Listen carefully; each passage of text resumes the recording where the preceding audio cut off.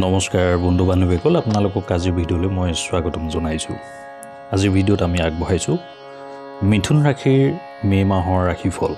মিথুন ৰাশিৰ জাতক জাতিকাৰ বাবে মে' মাহত কেৰিয়াৰৰ ক্ষেত্ৰত বিভিন্ন ঘাত প্ৰতিঘাত দেখিবলৈ পোৱা যাব পাৰে।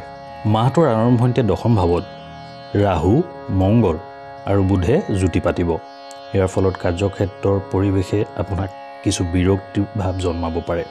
বিভিন্ন বাদ বিবাদৰো সূত্ৰপাত হ'ব পাৰে, সেয়ে কিছু সতৰ্ক থকা উচিত হ'ব। ইয়াৰ মাজতো কাৰ্যক্ষেত্ৰৰ জ্যেষ্ঠসকলৰ আপোনাৰ পক্ষতে থিয় দিব। আপোনাৰ এই মাহত ইনচেণ্টিভ বা ধন প্ৰাপ্তি হ'ব পাৰে। ব্যৱসায়ত থকা সমস্যাসমূহ লাহে লাহে নোহোৱা হ'বলৈ আৰম্ভ কৰিব আৰু ব্যৱসায় লাভৰ ফালে গতি কৰিব। আপোনাৰ ব্যৱসায়ত নতুন ব্যক্তিৰ আগমন হ'ব পাৰে। এনেহ'লে অনুকূল ফল আপুনি লাভ কৰিব।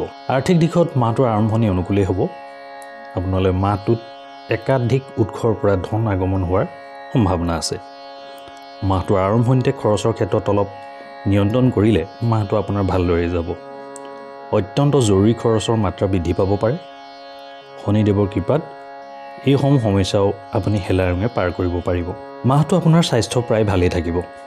বতৰৰ পৰিৱৰ্তনৰ বাবে বুকুৰ সৈতে জড়িত দুই এক সমস্যাই অৱশ্যে দেখা দিব পাৰে।